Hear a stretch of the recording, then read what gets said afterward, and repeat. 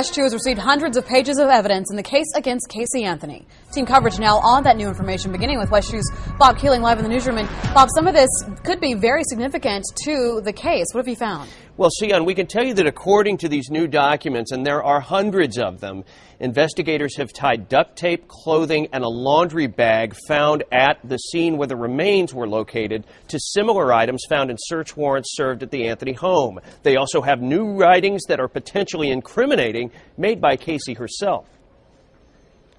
I have no regrets. I'm the happiest I've ever been. Words from Casey Anthony's diary dated June 21st.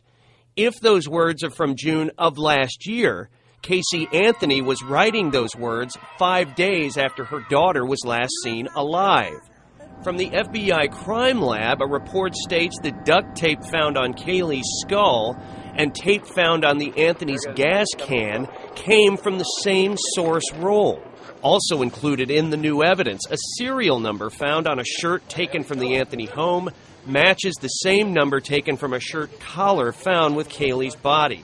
Investigators say a pull-up diaper found with the remains is also consistent with some taken from the Anthony home. For the first time, we're seeing that heart-shaped sticker found on the duct tape across Caylee's skull. Investigators say they found pages of similar stickers in a search warrant of the Anthony home. Also found in the Anthony's garage, a canvas laundry bag of the same make in which the remains were disposed. When Casey was informed of the remains being discovered, but before they were officially identified as Caylee, the documents indicate that Casey hyperventilated and was given medication. A school friend of Casey's told investigators that Casey once told her that her mother, Cindy, was a, quote, horrible person who was trying to control her life and take Caylee away.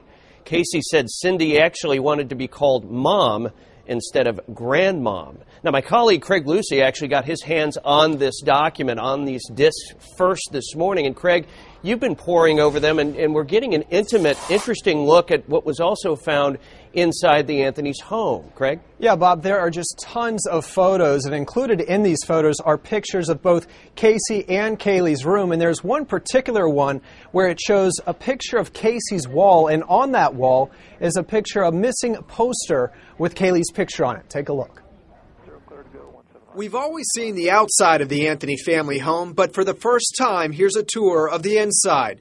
Let's begin with Casey's room, where there's an entire wall dedicated to Caylee.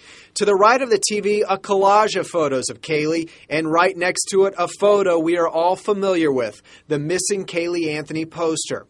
Here's another wide shot of Casey's room. Next door, we move on to Caylee's room, where not much has been moved. Her hats are still hanging from the wall, and dolls are stored right next to her chest.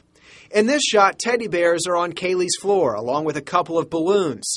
Here you can see her small bed. Next to it, a tower of more stuffed animals. This photo was taken around August 9th, Caylee's 3rd birthday. A happy birthday balloon and gifts decorate the middle of her room, and there's a child's painting on the floor. Crime scene investigators also took more pictures of George and Cindy's room. Their chest of drawers is covered with pictures of their granddaughter, Caylee Anthony.